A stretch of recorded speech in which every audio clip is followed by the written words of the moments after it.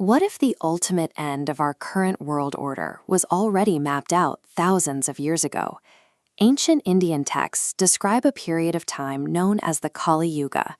The scriptures define this era as an age of deep corruption, moral decline, and relentless chaos. According to these records, specific symptoms emerge during this time. Society becomes highly unstable, truth fractures and loses its meaning, and humanity moves away from balance. For many observers, reading those exact descriptions today feels uncomfortably familiar. The collective anxiety we experience about our modern society fracturing isn't entirely new. It mirrors an ancient, predicted phase of inevitable human deterioration. To find the origins of this prediction, we must look closely at these ancient palm leaf manuscripts. Embedded within these etched scriptures is the overarching framework of the 10 avatars, divine interventions designed to descend and correct the course of human history whenever chaos threatens to overwhelm the earth.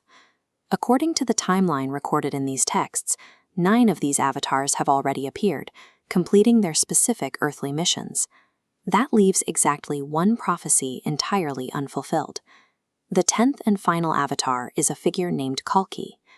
Kalki's delayed arrival creates a profound historical vacuum.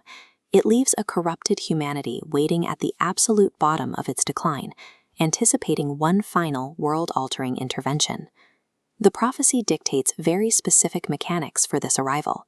Kalki is slated to appear precisely when the Kali Yuga reaches its absolute breaking point.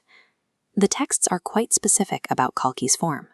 As depicted in this intricate stone relief, Kalki arrives as a divine warrior riding a horse, wielding a drawn sword to violently cleanse the earth and restore structural order. For many who follow these teachings, this text is not interpreted as poetry or metaphor. They read it as a literal blueprint for a physical, impending historical event. Through this literal lens, the prophecy serves as a terrifying but necessary countdown to a hard physical reset of a broken world. However, the lack of empirical evidence for a literal world-ending warrior leads researchers and scholars to a very different perspective. This alternative view rests on the Eastern philosophical concept of the yugas. Rather than a Western linear countdown to a final apocalypse, time is mapped as cyclical, repeating blocks, a continuous wheel of ages. When you place the Kalki prophecy inside this cyclical framework, scholars argue that it functions as highly sophisticated mythological storytelling. It maps out a natural societal reset, where the darkest phase organically exhausts itself and transitions back into a state of harmony. In this view, Kalki is not a destructive individual. Instead, the avatar serves as a powerful symbol of humanity's innate psychological capacity to renew itself after straying too far from balance.